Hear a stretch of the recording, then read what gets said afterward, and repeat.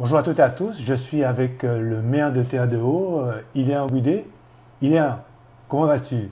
Ça va, Daniel, très bien. Je viens d'arriver sur le bateau, là, un peu en retard, mais ça va. En tout cas, merci de recevoir les échos du Pige à Terre de Haut, dans ta mairie. C'est vraiment un plaisir pour nous. Euh, Iléan, on a vu, tu viens d'arriver, sortir donc du bateau du port pour arriver à ta mairie, il te faut quasiment une heure. Presque, en fait, j'ai fait un crochet pour aller chez moi, donc je ne suis pas bien loin, ma maison n'est pas bien loin du port. Et puis ma maison à la mairie non plus n'est pas. En tout, il doit avoir 400-500 mètres maximum, même pas. Oui, ça a pris au moins trois quarts d'heure parce qu'en fait, les gens m'interpellent, il y a toujours quelque chose à raconter ou à demander ou à vérifier.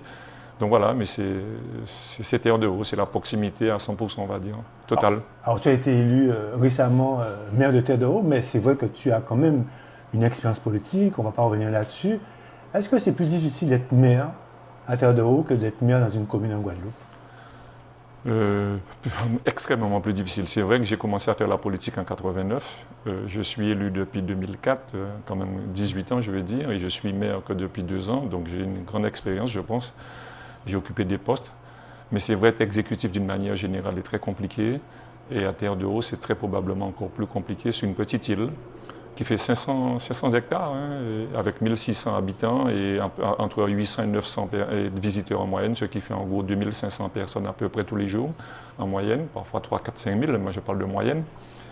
Et c'est vrai qu'on est sur un lotissement, quoi, quelque part. On peut considérer Terre de Haut comme un grand lotissement. Donc nous sommes tous voisins, par ailleurs famille, amis. Tous les problèmes que vous avez sur un lotissement de voisinage éventuellement, vous les retrouvez à Terre de Haut. Donc le maire, c'est presque un syndic, en plus d'être le maire. Et puis en même temps, c'est un paradis quand on vient, mais quand on est dans un lotissement, parfois ça peut être invivable aussi. Et il est vrai que parfois, toujours dans cet même esprit-là, on a l'impression que parfois la voie publique est considérée comme une voie privée et les gens s'approprient aussi des choses. Donc tous les jours, il faut qu'il y ait un travail de police municipale, les agents, mais moi-même pour rappeler aux gens, si nous voulons vivre en harmonie, il faut qu'il y ait un minimum de respect. Et le mieux vivre ensemble, ce n'est pas l'anarchie justement, c'est que chacun respecte l'autre. Quelles sont les plus grandes difficultés que tu rencontres aujourd'hui? Alors, au-delà des difficultés d'infrastructure, certainement qu'on va parler tout à l'heure, déchets, eau, assainissement, transport, tout ce qu'on peut imaginer, c'est un avantage et un inconvénient, c'est la proximité. C'est-à-dire tout passe par le maire. Ou les gens souhaitent que tout passe par le maire. Mais en même temps, quand vous vous investissez dans ce truc-là, c'est faux, c'est pas bon, c'est pas une bonne chose, parce qu'en fait, après, quand vous êtes critiqué, on vous dit que tout passe par vous, donc vous êtes un dictateur. Alors que la population même souhaite que tout se passe par le maire. Pour la moindre petite chose, les gens refusent ou ne souhaitent pas ou n'y vont pas.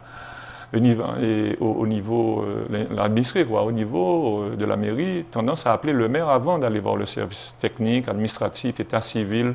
Non, il y a toujours un appel quasiment avant pour savoir si le maire serait d'accord ou bien comment faire, comme s'il n'y a pas d'accueil, il n'y a pas de standard, il n'y a pas d'orientation à la mairie. Donc je leur explique, non, il faut passer à la mairie et faire le travail. Moi, je suis là pour faire un travail collectif, bien sûr.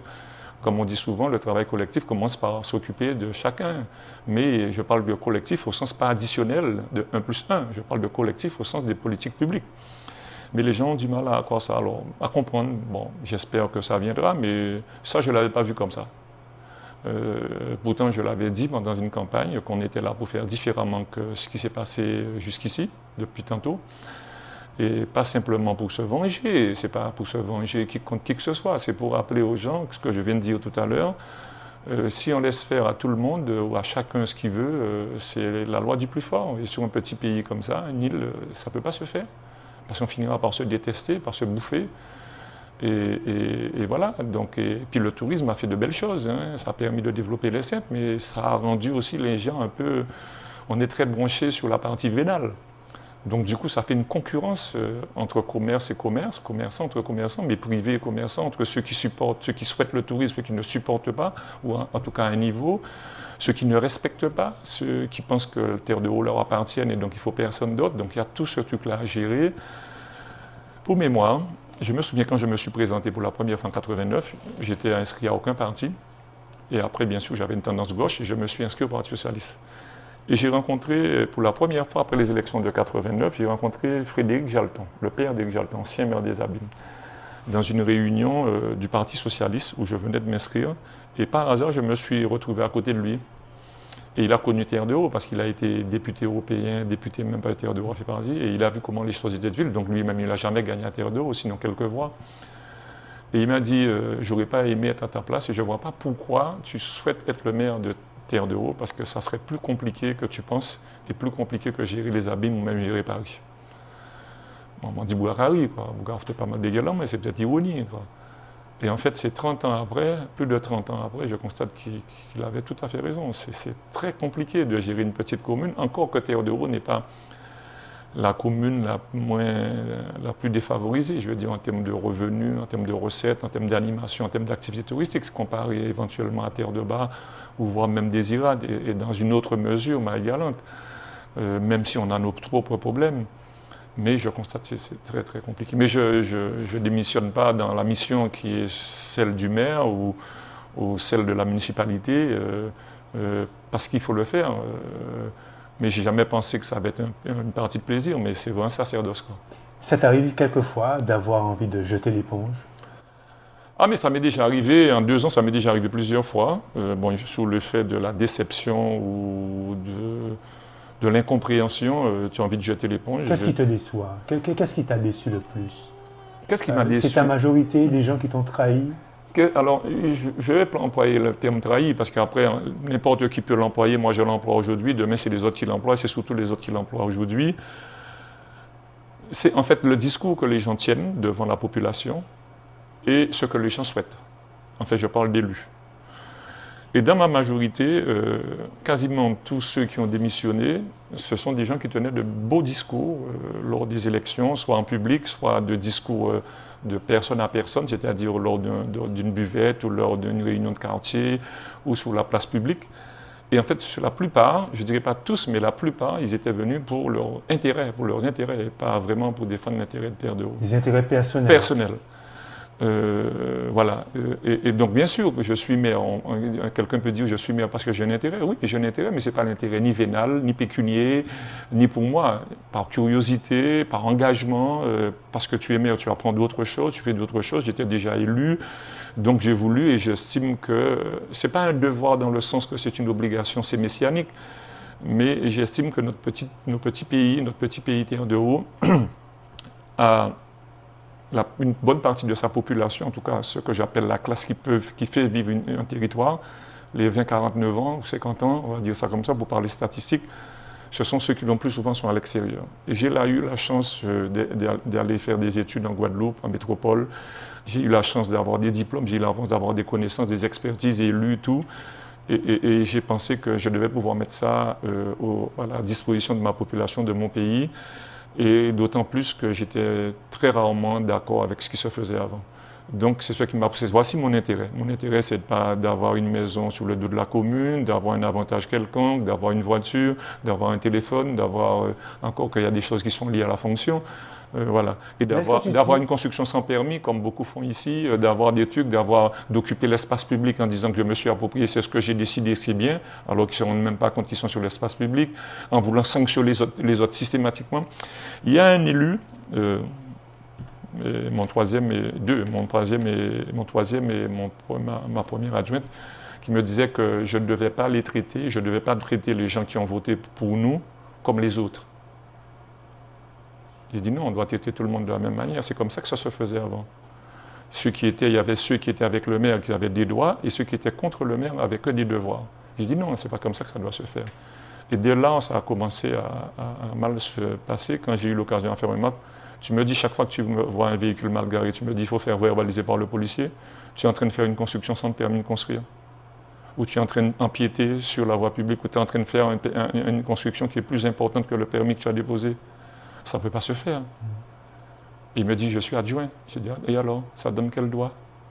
Voilà, et ça c'est une anecdote, mais j'aurais pu prendre d'autres. J'ai pris celle-là parce que celle-là est plus emblématique, mais j'aurais pu prendre d'autres. Alors bien sûr, ils vont dire pas vrai, ils vont dire c'est pas ci, c'est pas ça, ils ont régularisé ou pas. Mais voilà, c'est des trucs comme ça, ou même sur des petites choses. Il faut présenter un dossier au CCAS qui se trouve être un proche, quoi. sans peut-être avoir le besoin ou la nécessité. En fait, des choses comme ça qui m'ont étonné. Donc la déception vient de là. Et puis il y a une partie, alors peut-être que moi-même j'ai déçu hein, à la population, parce que les gens n'ont pas forcément toutes les informations, ou les informations sont saccadées. D'ailleurs, on essaie de donner le maximum d'informations. J'ai un regret, malgré tout, c'est qu'on n'a pas encore su mettre un bulletin municipal en place, après 2 ans, mais on fait des conseils sur Facebook, en live, donc les gens ont les informations, on fait des réunions publiques, je fais des réunions citoyennes, donc d'ailleurs j'en prévois de faire une deuxième, parce que j'avais fait l'autre en juillet, après 1 an, donc j'envisage de faire l'autre fin juin, début juillet, pour faire les bilans et pour dire comment les choses se passent, comment les difficultés, et là les gens peuvent être déçus pour montrer comment il y a quand même le respect, c'est pas un acharnement, mais vous savez, je prends un exemple souvent, je le prends, quand Théodore est propre partout, si il se trouve que la devanture d'une maison de quelqu'un est pas nettoyée, ben Théodore est sale pour cette personne. À l'inverse, si sa devanture est propre, même si Théodore est sale, pour elle, Théodore est propre. Ça voudrait dire que les gens, ils sont très individualisés sur ça. Alors, je ne pense pas que c'est Théodore seulement, certainement dans les autres communes, mais sur une petite île, il y a un effet zoom. Donc, on voit ça très bien. Et ça, oui, c'est dommage. Alors, j'espère arriver par la pédagogie, par l'expérience, pour montrer aux gens que je suis très objectif. Je ne suis pas là pour régler, pour avantager l'un par rapport à l'autre. Il peut y avoir des choses par mégarde, mais il n'y a pas une volonté délibérée sur ça. Et surtout dire que toutes les administrations ont les mêmes droits et les mêmes devoirs. Tu penses qu'il y a une culture politique qui s'est instaurée depuis des années à Théodore qui fait qu'aujourd'hui, tu te retrouves un peu confronté à ça? Oui, c'est pas je pense, c'est une réalité. Moi, vu mon âge, hein, j'ai un petit peu plus de 60 ans quand même, donc j'ai quand même une expérience au-delà de mon expérience, de ce que j'ai vécu. Et la maison familiale est à 2 pas de la mairie, hein, donc j'ai vécu à la mairie, je veux presque envie de dire. Et je me souviens des élections 71 municipales. C'est les premières élections où je commençais à comprendre des choses, parce qu'avant c'était en 65, j'étais trop jeune, je suis né en 60. Mais depuis la campagne 71, ou depuis les années 70 en tout cas, jusqu'à aujourd'hui, je veux dire, à part peut-être 1 ou 2 ans, il y a toujours eu, oui, on a installé un régime, un système où on donne aux gens pour venir voter, où on donne à ceux qui sont pour nous et on freine ou on bloque ceux qui sont contre nous. Et donc ça fait plus de 50 ans. Donc changer ça, et ça voudrait dire que même ceux qui ont été victimes de cette histoire-là pensent que c'est normal. C'est-à-dire que quand eux, ils ont la chance d'être au pouvoir, à leur responsabilité, comme c'est le cas aujourd'hui, par ma représentation, ils pensent que je dois avantager que ceux qui ont voté pour moi, et ceux qui ont déjà eu l'occasion de profiter, ben, il faut les sanctionner aujourd'hui. Donc ça voudrait dire que c'est devenu une règle. Et bon, je prends un exemple, quand quelqu'un vient me voir ici, et souvent 8 fois sur 10, c'est les gens qui me demandent un rendez-vous, c'est régler des problèmes personnels. Mais pas personnels avec la commune, pas forcément les accompagner, entre voisins, entre familles, parents. Et quand je dis, mais non, je peux te conseiller pour aller faire telle chose, voir un avocat, voir un notaire, parce que souvent c'est des problèmes de propriété ou de division ou d'incompréhension. Non, ils veulent que je donne un avis et que je tranche. Et que moi, je prends position pour l'un ou pour l'autre. Et je me souviens, plusieurs, mais un qui m'a marqué, quand je lui ai dit ça, il me dit, moi, qui doit le de ça, tous ces mélages de café, on parle même mon frère. Il faut prendre position, si c'est frère, moi, il faut dire contre lui, il faut dire ça. Il dit, mais c'est comme ça t'es fait, c'est comme ça, il t'a fait ça. Donc, il dit pour lui, pas mais, parce qu'il n'est pas capable de régler ça. Alors, si tu veux bien, parlons de la gestion au quotidien. J'ai fait un petit tour de Théodore et j'ai constaté qu'il y a certaines personnes qui ne comprennent pas que tu as, depuis quelque temps, annoncé l'ouverture d'une station, Vito pour ne pas la nommer, et que bon, en fait, la banderole est là depuis bien longtemps. Et rien n'apparaît. Peux-tu apporter des informations à ce sujet? Si, je l'ai déjà dit, bon, c'est pareil, hein, pour certaines personnes, je n'ai pas assez d'autorité, enfin, je ne fais pas preuve d'autorité, et pour d'autres, je fais preuve d'autoritarisme, donc dictateur. Donc ça voudrait dire ici, tu vas entendre tout et son contraire. Il y a un retard, effectivement, parce que pendant la campagne, j'avais dit, répété à plusieurs reprises que la station d'essence qui était à Morel, et qui avait été rasé par Maria, ne pouvait pas se refaire pour plusieurs raisons. Premièrement, parce que c'est dans une zone exposée, et deuxièmement, il n'y avait pas d'accès terrestre. Donc ça devenait quasiment une station essence que pour les pêcheurs et pas pour les terrestres. Donc en attendant que cette zone-là se débloque, parce qu'il y a comment dirais-je, des contraintes sur cette zone-là, des contraintes juridiques, environnementales. Et donc, on a mis à disposition cette plateforme que je rappelle qu'une plateforme qui existe depuis longtemps, Terre-Plein, qui n'appartenait ni à l'État, ni au département, ni à personne, mais qui a été fait par l'État. C'est moi qui ai fait en tant que maire, avec mon conseil, pour reprendre ça et que la propriété soit Terre de Haut aujourd'hui. Donc, j'avais promis que dans les 6 mois après mon élection, ça serait fait. Au départ, ce n'était pas à Vito, c'était avec Total, parce qu'il y avait un projet préalablement. Mais après, ils sont sortis de l'affaire. J'ai fini par avoir Rubis, c'est la société, mais la marque Vito. Et on s'est mis d'accord sur quelque chose qui est remis à disposition pour un prix moins cher que prix, enfin, pas le même prix prévu par la municipalité, mais sous un accord pour permettre de faire venir une station essence ici, parce que pour moi, c'est vital, sans faire de jeu de mots. Parce qu'on a à peu près 1600 habitants ici, à peu près 1200, 1300 constructions, et chacun chez soi a quelques litres, voire des centaines de litres d'essence. Et celui qui parle la maison familiale a été victime de ça, par un incendie d'un voisin qui a complètement brûlé la maison de mes parents à l'époque. Heureusement qu'on était assuré, malheureusement le voisin, lui, n'était pas assuré. Donc je sais de quoi je parle et du risque. Donc je ne pouvais pas, au-delà de faire plaisir, au-delà de trucs, c'est primordial. Aujourd'hui, nous sommes à 2 ans des élections quasiment. D'ici le mois prochain, c'est pas fait. C'est pas fait pourquoi?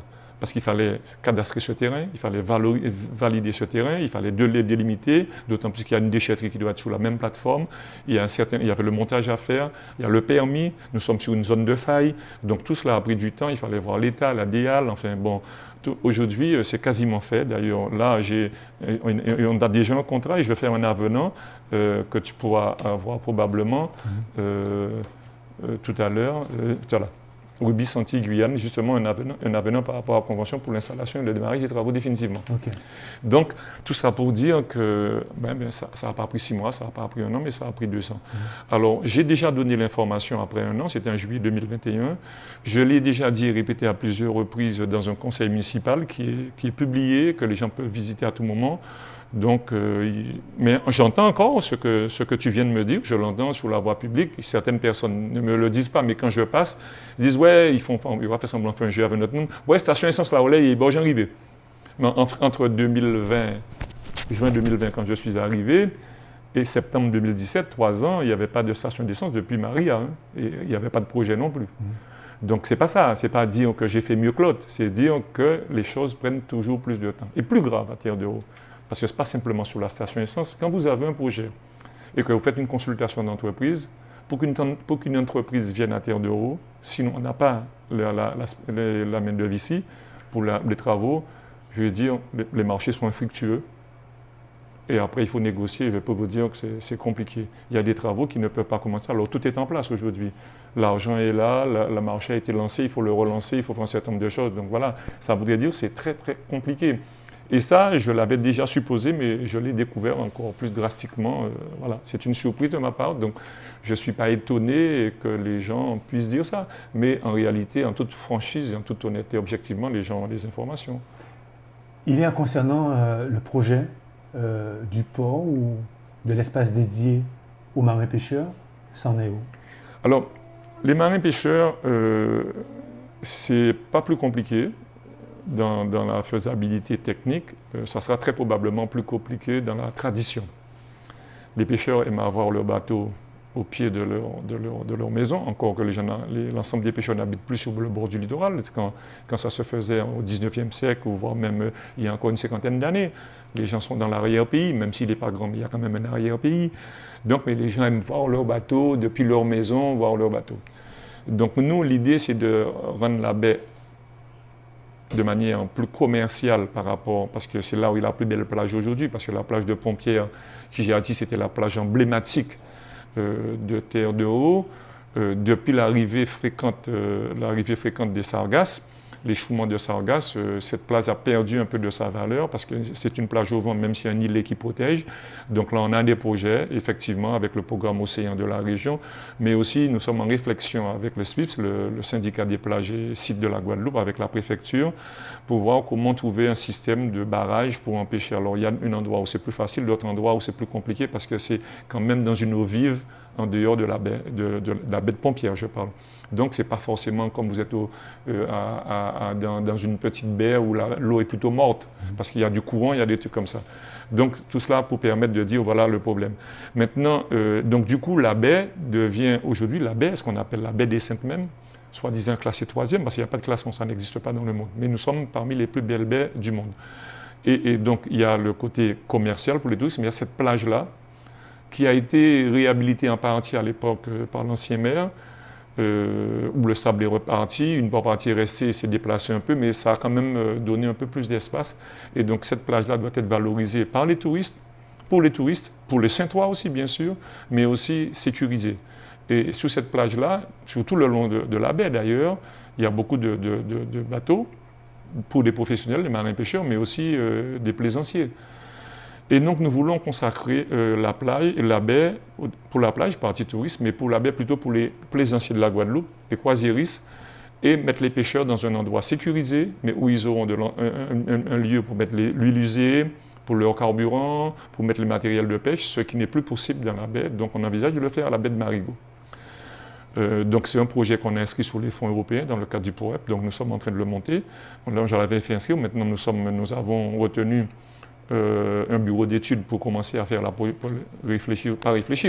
faire passer le projet, finaliser le projet, de manière on chiffre le projet pour que le POEP, par les fonds européens, puisse donner sa part et que nous-mêmes nous puissions mettre le pourcentage que nous devons faire. On estime au moins qu'on sera à 80% porter ça, parce que c'est un projet qui tourne autour quand même de 2 millions d'euros. Ça voudrait dire que nous serons nous-mêmes sur au moins 400 000 euros si on devait avoir un financement autour de 80% 20. Donc, maintenant, quand je dis que ça sera compliqué, c'est que les pêcheurs sont habitués à là où ils se trouvent. Donc, maintenant, les déplacer pour partir, et je ne suis même pas sûr que l'endroit où on va faire, on pourra prendre tout le monde. C'est-à-dire autant les pêcheurs, les professionnels, que les plaisanciers saintois. Mais on verra. Si prioritairement on mettra les professionnels là, on verra, ou si on mettra un lieu supplémentaire comme en SMIR ou comme ailleurs, mais pour libérer le maximum de... Avant d'arriver là, parce que ça prendra 2 ou 3 ans, le temps de faire que... parce qu'il faut quand même, il y a des problèmes, il y a une procédure sous la loi sur l'eau, donc ça prend aussi du temps. Donc en attendant, on pense mettre ligne d'eau au fond de durée et déplacer un petit peu les pêcheurs. Mais ça fait faire en concertation avec les pêcheurs. Mais nous sommes en concertation avec les pêcheurs de manière permanente. Parce que sous la station essence, c'était avec eux. La machine à glace qui avait disparu aussi depuis notre arrivée, nous avons fait une machine à glace qu'on a achetée sur le compte de la commune. Hein. Bien sûr, les pêcheurs payent la glace, mais je veux dire, on a fait l'investissement. Donc, on est conscient aujourd'hui qu'effectivement, l'activité économique principale reste le tourisme, mais il faut avoir cette activité de pêche économique pour plusieurs raisons, parce qu'on ne peut pas mettre tous nos œufs dans le même panier, mais en plus le tourisme a besoin de la pêche et la pêche a besoin du tourisme. Qu'en est-il aussi de la navette qui permet de relier les 2 îles, Terre de Haut et Terre de Bas? Alors, que c'est une problématique quotidienne, c'est de se déplacer. Alors sur la navette, là aussi, les choses, aucun problème n'est facile dans une petite île comme ça. J'ai un petit regret quand même, parce que je constate ce que la population saintoise de Terre de Bas ou Terre de Haut arrive à faire entre elles. Les idyles n'arrivent pas à faire. Comment vous n'arrivez pas à créer une force qui vous permettrait justement à ces 2 îles, puisqu'on parle des Saintes. En général, on ne fait pas trop de différence quelquefois entre Terre de Haut et Terre de Bas, et on se rend compte que vous avez toujours du mal, enfin les 2 chefs d'idylité ont toujours du mal à savoir. Quel est le problème actuellement avec Terre de Bas? Actuellement, avant d'arriver actuellement, par le passé, ça ne s'est pas beaucoup fait, et malgré les bonnes volontés affichées. Je pensais qu'il y avait une mauvaise volonté de part et d'autre, parce que je ne connaissais pas le fond de l'histoire, simplement je pouvais observer. Et j'avais 2 sons de cloche assez souvent, là où j'avais peut-être une bonne relation éventuellement avec le maire ou les maires de Terre de Bas, où là je ne l'avais pas forcément avec les maires de Terre de Haut. En tout cas, je parle sur les 30 dernières années, parce que j'étais toujours en opposition avec les maires depuis 30 ans. Donc je n'avais pas forcément les bonnes informations ou la vérité. Ce que je peux dire, que je suis depuis 2 ans, il y a très peu de discussions entre Terre de Bas et Terre de Haut. C'est pas pour mettre l'index sur Duc. Et chaque fois qu'il y a une discussion, c'est à mon initiative. Donc il n'y a pas forcément d'initiative partagée. On a besoin de cette passerelle de desserte entre Terre de Bas et Terre de Haut. Alors, en toute objectivité, parce que je n'ai pas l'habitude d'avoir la langue de bois, nous, à Terre de Haut, on a besoin. Mais Terre de Bas a certainement plus besoin que nous. D'autant plus que je suis un fils de Terre de Bas et de Terre de Haut. Donc, je suis un Saint-Ouen au sens des deux communes. Pour autant, je suis dans l'initiative de ce truc-là. J'ai déjà sollicité l'État, la collectivité régionale, départementale, la CSBT. La desserte, c'est la compétence de la communauté de l'Aglo Grand Sud Caraïbes. Parce que Terre de Haut, Terre de Bas fait partie du périmètre de la communauté de l'Aglo Grand Sud Caraïbes. C'est comme si vous sortez à Trois-Rivières ou vous allez à Basse-Terre. Le transport terrestre, ça dépend. Le transport maritime aussi sur le territoire, à l'intérieur du truc. La CSBT est en faillite sur ce truc-là. Ni en termes de recettes, c'est-à-dire faillite en termes budgétaires, mais en faillite aussi en termes d'idées, en termes d'initiatives, en termes de raisonnement, en termes de connaissances. Les fois où j'ai rencontré le président, chaque fois je raconte à peu près les mêmes choses, j'ai à peu près les mêmes réponses en 2 ans après 3 rencontres. Pourtant, la maire de Terre de Bas est quand même vice-présidente de la communauté d'Aglo. Donc, je pense que ça aussi devait appuyer, mais je ne suis pas sûr non plus. Et il y a le président de la commission de transport, c'est un ancien conseiller départemental des Saintes, notamment Jacques Anselme. On me promet toujours de venir, rien ne bouge. D'ailleurs, transport terrestre aussi, parce qu'on n'a pas que le problème de maritime. Donc, on a eu quand même l'avantage, Terre de Haut, de répondre à un projet des petites villes de demain, ce qu'on appelle les PVD, et qui doit sanctuariser un certain nombre de financements sur des projets de la commune. D'ailleurs, 6 communes ont été retenues sur la Guadeloupe, dont la préfecture a décidé de joindre Terre de Bas à notre projet. Terre de Bas n'avait pas de projet.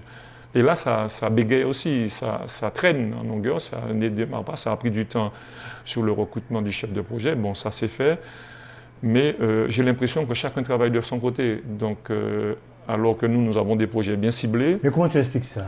Mais j'explique ça. Alors, je ne sais pas si... Attends, je sais pas... J'essaie de comprendre. Oui. Je ne sais pas si j'ai raison. Je ne vais pas faire l'objet de polémiques pour que ça devienne encore plus compliqué qu'avant. Parce qu'en fait, si c'est pour que je dise quelque chose qui déplaît au maire de Terre de Bas qui ne soit pas, moi, je parle déjà d'initiative. Maintenant, je pense que historiquement, je peux comprendre aussi l'inquiétude de Terre de Bas par rapport à Terre de Haut. C'est ce qui me permet de comprendre. Et c'est comme un peu quand on parle de l'esclavage. Quand quelqu'un réussit, dit oui, mais j'étais esclave et tout, qu'on m'a mis. Enfin, certains de Terre de Bas, c'est à peu près la même chose. Il faut rappeler qu'avant. Avant 1882, avant, il n'y avait pas de commune de Terre de Bas et Terre de Haut. Il y avait une seule commune, c'était Les Saintes, avec 2 îles habitées, Terre de Bas, Terre de Haut. Et en gros, quand on a créé la commune de Terre de Haut, c'était aussi en période d'esclavage. Donc il y avait Terre de Bas, il y avait Terre de Haut. Il y avait les colons à Terre de Haut, les esclaves à Terre de Bas. Parce que c'est à Terre de Bas qu'on faisait de la plantation, coton, poids d'Angole, un certain nombre de choses. Terre de Haut, c'est la pêche. Enfin, il n'y avait pas, voilà, un petit peu d'élevage, mais les esclaves étaient à Terre de Bas. Et il y avait bien sûr quelques gens de maison, quelques géreurs qui étaient à Terre de Bas, ce qui explique une population plutôt noire et quelques blancs, on va dire. Et à Terre de Haut, c'est l'inverse. Donc, du coup, il y avait une commune, et dans la commune, il y avait une seule commune des Saintes, il y avait 5 conseillers qui représentaient Terre de Bas et 10 qui représentaient Terre de Haut. Et donc, à l'époque, la desserte se faisait à voile. Et quand le conseil municipal se réunissait à Terre de Haut, ils n'avaient pas besoin des 5 personnes, ils avaient déjà la majorité à 10. Donc, toutes les décisions étaient prises à Terre de Haut, sans que les conseillers, les représentants de Terre de Bas soient présents au conseil municipal. Donc, on leur imposait la décision. Jusqu'au jour où ils se sont rebellés, et en 1882, on a fait 2 communes. D'ailleurs, mon aïeul était dans cette histoire-là à l'époque. Donc tout ça pour dire que historiquement, dans la mémoire, ça doit dire qu'il faut se méfier de Terre de Haut. Je pense qu'il y a ça. Maintenant, après, comme Terre de Haut a hérité d'une géographie, d'un lieu quand même plus propice au développement économique, notamment touristique, sous les îles, il n'y a pas de plantation, il n'y a pas de matières premières, il n'y a pas... Donc c'est soit la pêche, la mer, soit le tourisme, à peu près un petit peu d'artisanat en fonction de culture, en fonction d'un certain nombre de choses. Mais en gros, c'est ça, les piliers économiques du pays. Effectivement, le pilier économique de Terre de Haut, c'est le tourisme, pas de tourisme à Terre de Bas. Donc tu as une commune, a priori, je ne parle pas des dotations, parce qu'on a à peu près les mêmes dotations, nous sommes dans les mêmes strates communes, mais de développement économique et on peut dire de PIB et de richesse. Et donc on se méfie, et chaque fois que Terre de Haut fait un pas vers Terre de Bas, c'est peut-être penser qu'on va les coloniser ou on va les phagocyter. Et donc, du coup, quand tu cherches à t'associer avec quelqu'un, en règle générale, soit tu cherches quelqu'un de même poids, ou peut-être parfois plus faible. Et comme c'est celui qui est supposé être meilleur, qui cherche à faire la démarche, ben, on peut supposer qu'il y a une idée derrière. Il y a une méfiance, tu veux dire. Et cette méfiance-là, elle ressurgit. Ça, c'est mon analyse. Je ne sais pas si elle est totalement vraie, mais je pense qu'il y a une bonne partie de vérité dessus. Parce que quand je discute avec d'autres personnes aussi, c'est un peu ça. Parce que quand il m'arrive de sortir des trucs, on me dit oui, mais en Guadeloupe, les Saintes pour eux, c'est terre de haut. C'est vrai parfois, quand je suis à Trois-Rivières et les gens disent qu'on va aux Saintes. Les touristes, Guadeloupéens, Européens ou même Français. Celui qui est sur le bateau dit dans la billetterie terre de haut, terre de bas. Alors, la personne n'est pas capable de répondre. C'est les Saintes. Et qu'est-ce qu'ils disent? Ils disent là où il y a la baie, bien là où il y a le fort Napoléon, ou là où il y a la plage de Pompières. Mais en fait, en réalité, c'est terre de haut. Donc ça ne vient même pas des Saintois. Ça devient parce que les Saintes est connu, qu'elles sont terre de haut, mais les Saintes est connu par sa baie. C'est ça. Après, c'est le fort Napoléon. En fait, quand j'étais président de CTIG, on avait fait des sondages statistiques pour savoir, CTIG, Communauté du tourisme des îles de Guadeloupe, j'ai été président pendant 3 ans et demi, et on faisait des études, et on essayait de terre de haut comme la Guadeloupe et qualifier comme une destination soleil. Donc, c'est la plage, la mer, voilà, des choses comme ça. Et terre de haut, en plus, c'était les quatre priorités, les 4 zones d'accroche qui faisaient que les gens venaient à terre de haut. C'était la baie, la plage de Pompières, le fort Napoléon et l'absence de véhicules, c'est-à-dire la déambulation. Alors aujourd'hui, l'absence de véhicules, c'est moins vrai, parce qu'il y a beaucoup de véhicules entre-temps, bien sûr, avec le tourisme, les voiturettes, les scooters. Donc on constate que, voilà, donc la baie, il faut la valoriser pour que ça continue, donc y compris les plages. Mais en même temps, il faut mettre des services derrière ça.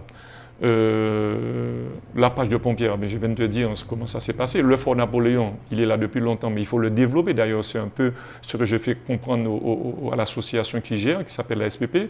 Le fort appartient au département, mais il est en gestion par la commune. Et la commune l'a délégué à une association. Aujourd'hui, on a les problèmes, parce que quand je dis que la commune veut faire des actions pour valoriser le truc, l'association est contre ce que je dis. Alors que le fort, quelque part, appartient à la commune. Eux, ils sont en sous-location gratuite, je dirais. Et puis, bien sûr, il y a cette fameuse déambulation. Et donc, du coup, voilà les raisons qui font que Terre de Bas est en plus. C'est-à-dire, si j'ai le temps, le touriste dit, si j'ai le temps, j'irai faire un petit tour à Terre de Bas. Mais si c'est quelqu'un qui vient pour plusieurs jours, il pourra toujours aller à Terre de Bas, partir le matin, revenir l'après-midi. Mais c'est quelqu'un qui vient, un excursionniste, qui vient pour une journée. Et c'est là que la navette manque. Cette fameuse navette qui manque.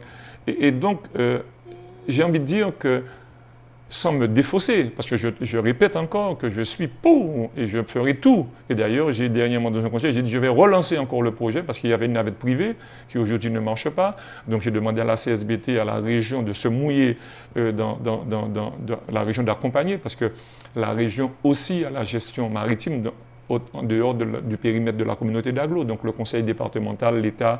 Pourquoi l'État? Parce que nous avons un collège qui est sur deux terres de haut et terre de bas. Il faut que les enseignants ou les élèves puissent faire le lien. Donc tout ça pour dire, mais je pense que terre de bas devait être plus enclin que nous à le faire. Et si terre de bas ne le fait pas, ou ne le fait pas suffisamment comme moi j'envisage, à partir du moment où moi je suis toujours dessus, on peut se poser la question, mais quel est l'intérêt pour toi? L'intérêt pour moi, c'est de développer terre de bas. Et du coup, de développer les seins. Il est pour revenir à Terre de Haut, tu n'as pas envie de faire de Terre de Haut une île qui se rapprocherait au plus près du développement, de l'exemple de Saint-Barth? Parce que c'est vrai que souvent les gens associent un peu Terre de Haut à Saint-Barth. Les Guadeloupéens, je ne sais pas pour les Européens ou les Français, parce que le marché source, c'est la France, c'est un peu l'Europe, et puis la Guadeloupe, les Guadeloupéens, pour nous, ce sont des touristes. Donc, les Guadeloupéens qui n'ont pas suffisamment d'argent pour aller à Saint-Barth, parce que c'est très cher, déjà en termes de voyage, en termes de transport, mais aussi en termes de location, en termes de nuitée, donc se rabattent sur Terre de Haut. Le problème, c'est qu'on ne pourra pas être comme Saint-Barth pour 2 raisons.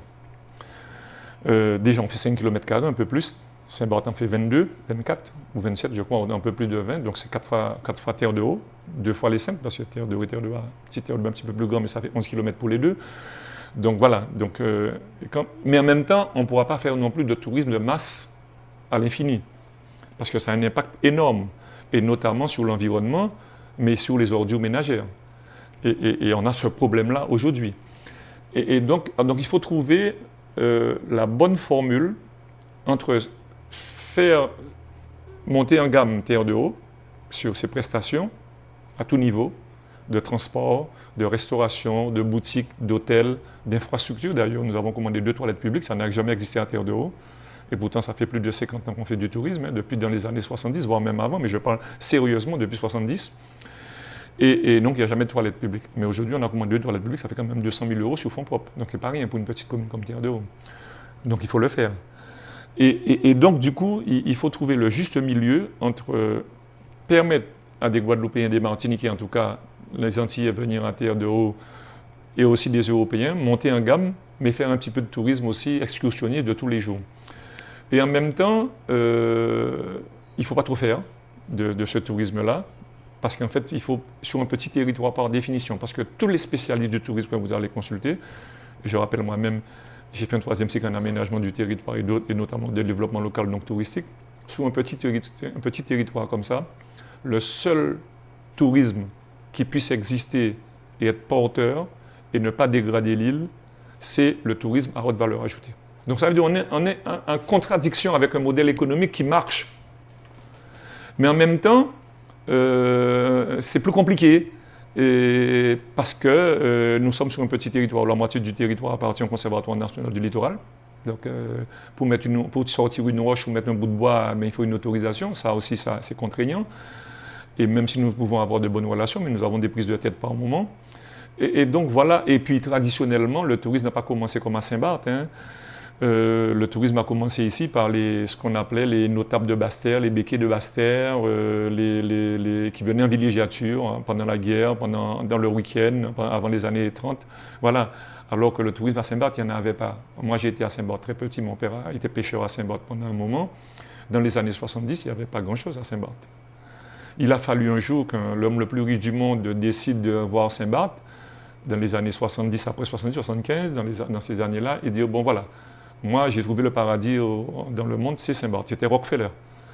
Et après, tous ceux qui étaient très riches ont dit, bon ben nous on va voir, s'il a trouvé ça intéressant, parce qu'il a dû voir quelque chose à Saint-Barth. Donc Saint-Barth a commencé par le haut de gamme, quand nous n'avons pas commencé par cela. Et puis voilà, et puis après, ce n'est pas quelque chose qui se fait... Saint-Barth peut être un exemple, mais est-ce que c'est un exemple à renouveler? Et pour nous, je ne pense pas. Par contre, nous pouvons tout faire pour être une vitrine pour la Guadeloupe. Et c'est ce que je veux faire, une vitrine pour montrer qu'on peut réussir sans tomber dans l'excès, et puis pour que la propriété reste encore aux locaux, c'est-à-dire aux Saint-Ouen, parce que aussi à Saint-Barth aujourd'hui, avant Saint-Barth, tous les Saint-Barth parlaient anglais. Aujourd'hui, les seules personnes qui parlent anglais, ce sont les touristes. Les Saint-Barth n'en parlent plus. Quand ils veulent des interprètes, ce n'est plus des Saint-Barth, vous voyez. Donc ça voudrait dire, et le foncier un peu pareil. Et déjà, Terre de Haut, c'est déjà un peu le cas. Alors ça peut paraître peut-être petit, ce que je dis, mais aujourd'hui, quand il y a beaucoup de Saint-Ouen qui sont à l'extérieur, qui veulent entrer, des personnes qui ont fait leur carrière à l'extérieur, en métropole, en Guadeloupe, ailleurs, et qui sont à la retraite, qui veulent retourner, ils n'ont pas forcément un bout de terrain, ils veulent en acheter. Puis la commune ne possède pas véritablement de terrain. Les peu qu'on a fait, on a déjà fait, on le fera. Donc tout ça pour dire, après, notre population même aura du mal à revenir. Et quand on vend un bout de terrain, après, on ne le vend plus le terrain, on vend une construction avec. Et vous savez, le prix à Terre de Haut aujourd'hui, le plus petit prix, c'est autour de 400 € le mètre carré. Il y a même battu un record. Aujourd'hui, on a vendu une maison dernièrement, qui est maison plus une petite parcelle, 8 000 € le mètre carré. Maison plus terrain, 8 000 €. Je ne sais pas si vous imaginez, c'est le prix de Paris, voire plus. 8 000 € le mètre carré, c'est douce. Ouais. Mais il n'y a plus de place pour construire. Aujourd'hui, pour trouver un terrain à Terre de Haut, il faut lever grand bonnet, comme on dit. Quand on prend prix à case à rapporter à la superficie là, ça faisait 8 000 € le mètre carré. On ne peut pas ne pas parler des personnes âgées et des jeunes qui font partie aussi de tes priorités. Oui, comme Désirat, je dirais, comme Terre de Bas. Je ne vais pas parler de Vieux-Fort parce que Vieux-Fort est en continuité terrestre avec la Guadeloupe au sens large. Nous sommes victimes aussi, je ne dirais pas de désertification, Terre de Haut c'est moins bien sûr, mais on sent que la population nous diminue légèrement en fonction des statistiques, en fonction, je veux dire, de la rigidité ou de la véracité des statistiques, parce qu'il y a des gens qui passent au travers, mais à une dizaine ou vingtaine près, la population ne bouge pas beaucoup. On a très peu de jeunes. prendre un exemple, dans les années 80, 90, même plus, dans les années 60, on avait entre 45 et 50 naissances par an. Dans les années 80, on avait entre 40 et 30. Dans les années 90, on était sur une vingtaine. Aujourd'hui, on y faut moins de 10 par an. Quand paradoxalement, dans les années 60, on avait 4 décès. Aujourd'hui, on a en moyenne 20 décès. Donc, là, le sol naturel est déjà négatif. Donc, inévitablement, si on reste sur un sol naturel, on est amené à avoir plus de personnes âgées que de jeunes. Je n'ai jamais entendu des maires, mes prédécesseurs, faire cette analyse-là pour dire qu'est-ce qu'on fait. Bien sûr, il y a des gens de l'extérieur qui viennent, qui s'installent, qui restent 1 an, 2 ans, 3 ans, 4 ans, 5 ans, 6 ans, un peu, qui repartent. Il y a un turnover qui fait qu'on arrive à maintenir les écoles, qui fait qu'on arrive à maintenir une population parce qu'il y a de l'activité économique. Ce qui n'est pas le cas à Terre de Haut, Terre de Bas. Terre de Bas était plus peuplée que Terre de Haut avant. Aujourd'hui, Terre de Bas, au dernier recensement, faisait 1028 ou 1020 et des poussières. Mais en réalité, il y a moins de 700 personnes qui vivent en permanence à Terre de Bas. Terre de Haut, on a 1580, à peu près, on a 1600 qui vivent à Terre de Haut.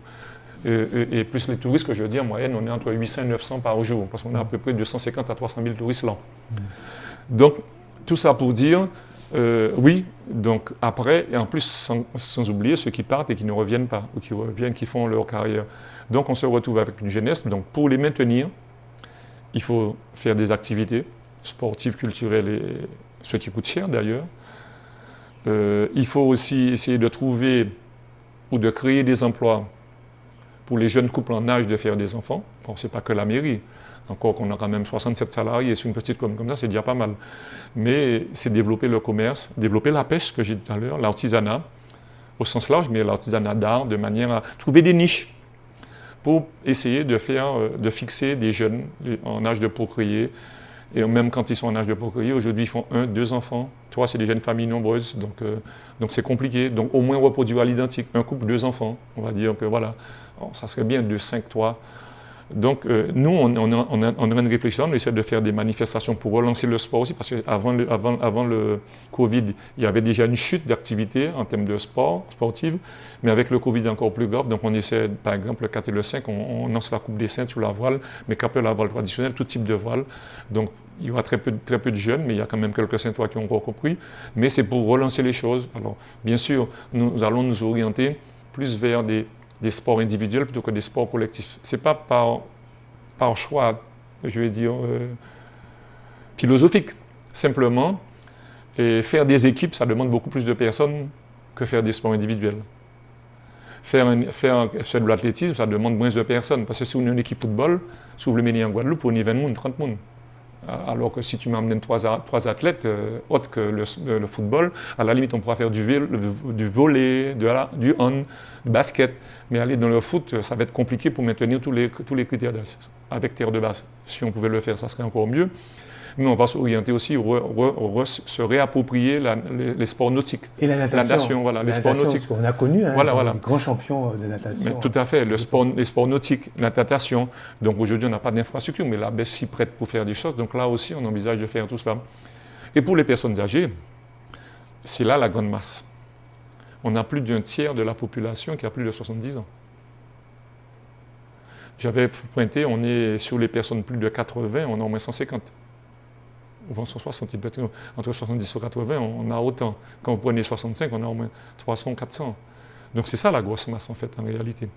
Et aujourd'hui, il faut occuper ces gens-là aussi. Il y a ceux qui le font eux-mêmes, mais il y a ceux qui sont seuls, ou en couple, mais un couple âgé. Pas beaucoup d'enfants, soit ils sont à l'extérieur, soit ils sont... Donc il y a aussi à s'occuper d'eux. D'ailleurs, on est en train de le mettre, on a commencé à le mettre, mais on est en train de structurer mieux que ça, parce que maintenant on a mis un service de repas pour les personnes âgées à la cantine. Mais on va mettre un service de repas à domicile, c'est-à-dire on a commandé un véhicule, on met les choses en place pour aller livrer les repas pour les personnes qui n'ont pas beaucoup de moyens, ou les personnes fragilisées. Déjà, ça leur fera faire des économies. Ils auront un repas équilibré du lundi au vendredi. Après, le samedi et le dimanche, ils vont se débrouiller soit avec la famille, soit dans les restaurants. Mais au moins sur ces 5 jours de la semaine, midi et soir, leur assurer un service de repas à domicile. Mais il y a aussi, on pense créer une maison des aînés pour qu'ils viennent se distraire là. Jouer à l'autre qualité, mais aussi apprendre à toucher Internet et les réseaux sociaux, parce que là aussi les démarches, les accompagner. On mettrait une personne ressource à disposition pour les associations. Donc on veut créer une maison des associations Donc c'est des projets qu'on a lancés, c'est des études que nous sommes en train de faire. Là, l'ancienne presbytère, on va faire une maison des aînés. L'ancienne caserne, on est en train de regarder pour une maison des associations. Donc dernièrement, j'ai réuni l'ensemble des associations. Donc les choses se mettent en place. Maintenant, quand vous mettez des choses comme ça en place, il y a deux problèmes. Il faut commencer à dire voici ce que nous envisageons de faire, mais que l'idée n'est pas finalisée, que vous pouvez encore apporter des idées aussi. Donc c'est une co-construction déjà par le projet. C'est dire ce qu'on veut faire. Et c'est aussi après mettre en place le financement. Et quand on se lance dans des discussions, il faut rappeler aux gens ce qui est possible et ce qui n'est pas possible, ce qui est souhaitable et ce qu'on ne pourra pas faire. Donc il y a tout ce travail-là, et nous sommes de la patte humaine, je veux dire, c'est pas... donc ça demande des périodes de discussion relativement longues. Donc c'est des projets qui vont aboutir, mais qui prendront leur temps. Et tous ces projets-là ne vont pas forcément aboutir au premier mandat.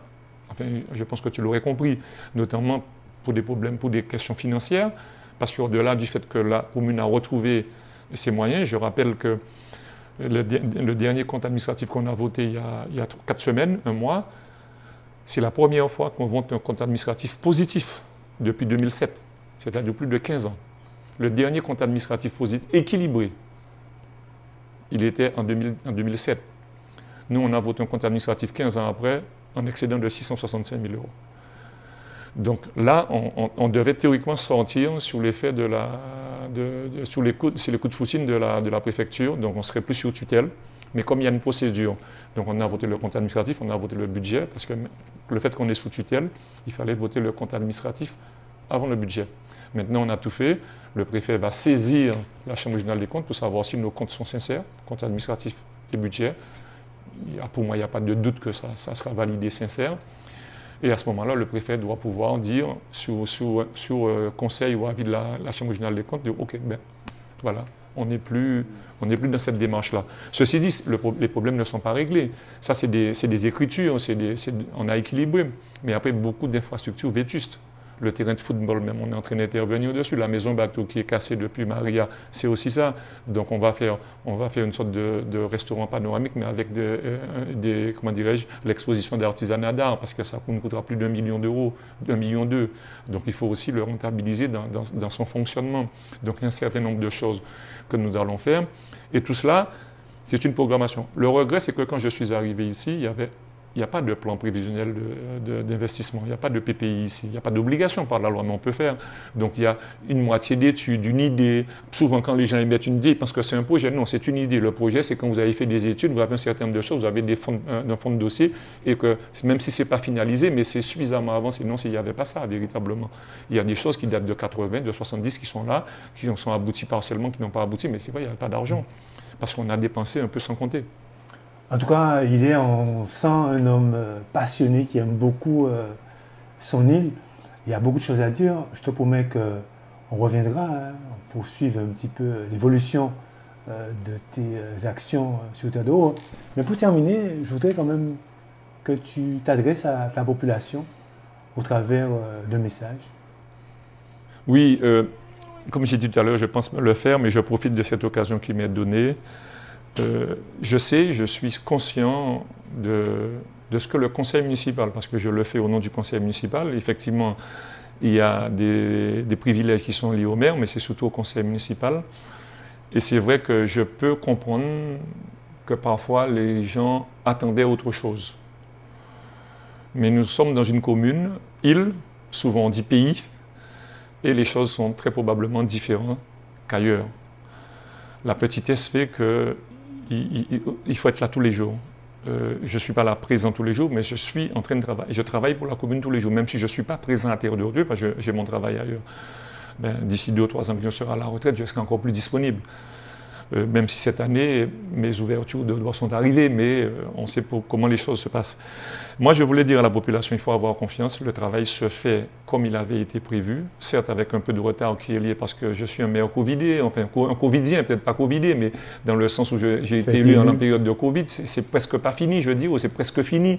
Ça dépend du côté où on se place, donc les choses n'ont pas été faciles. Donc, notamment sur la fête du 15 août, sur un certain nombre de choses. C'est la première fête du 15 août qu'on va faire depuis 2 ans, tout ça peut dire. Donc, les gens ne comprennent pas. Mais aussi des décisions qui sont prises alors que c'est expliqué, alors qu'on l'a dit pendant la campagne, alors qu'on le dit pendant, on a l'impression que les gens ne comprennent pas. Et quand on fait appliquer la loi ou les règles, les gens pensent que c'est une chasse aux sorcières. Alors qu'effectivement, ça peut paraître comme ça, mais c'est sur le long terme qu'on verra l'effet du travail. Ça, c'est le mauvais moment à passer, mais quand on prendra l'habitude de respecter les choses, je pense que quand le privé, c'est ce qui lui appartient, le public doit savoir ce qui lui appartient, le public peut être occupé par le privé, mais sous autorisation gratuite ou payante, il faut que les choses, j'insiste, parce que c'est important à Terre de Haut, c'est difficile à Terre de Haut, et donc les gens doivent pouvoir respecter. On a mis un plan de circulation, les gens ne voulaient pas au début, mais je constate que les gens commencent à s'organiser autour, donc il y a un travail. Il y a une méthode qui est de mettre en termes de place, il y a des recherches qui sont en cours, le travail invisible se fait. Aujourd'hui, le travail visible est en train de se faire. Donc les gens pensent qu'on ne fait rien, mais quand j'ai parlé d'études de projets, de mise en place de projets, c'est ça. Aujourd'hui, d'ici un mois ou deux, à part la période cyclonique, on passe réellement en phase de réalisation.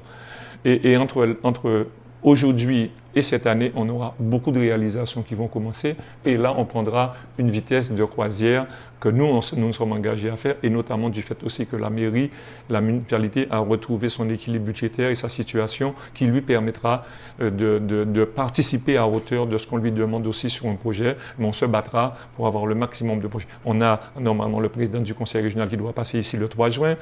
Il y a aussi le président du conseil général qui doit passer, mais dont la date n'est pas encore fixée. Donc on travaille en étroite collaboration. Nous avons un problème à Terre de Haut aujourd'hui, c'est le problème du déchet, de l'assainissement qu'on n'a pas évoqué, mais qui relève de la communauté d'Aglogan Sud-Caraïbes, que je m'efforce à faire comprendre. Aujourd'hui, tous les déchets qu'on voit sur le bord de la route ne dépendent pas de la commune. Ce n'est pas parce que ça ne dépend pas de la commune que je ne suis pas intéressé. C'est sur le territoire de la commune. Je ne peux pas ne pas être intéressé, mais chacun quand même doit comprendre que la compétence, elle n'est pas celle de la commune. Et pour l'instant, le peu qui est ramassé par les déchets qui relèvent de la communauté d'Aglo, c'est quand même la mairie qui le fait en mettant à disposition ces véhicules.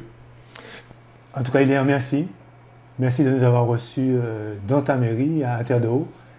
Et on te dit à très vite, et j'espère qu'on aura l'occasion encore de t'entendre sur toutes les actions et projets que tu as menés. Mais Daniel, c'est moi qui te remercie de me permettre de me donner l'occasion d'expliquer une fois de plus à la commune de Terre de Haut, à la population de Terre de Haut, tous les projets et les difficultés que nous rencontrons, mais aussi les réussites qui sont au bout de ces projets-là.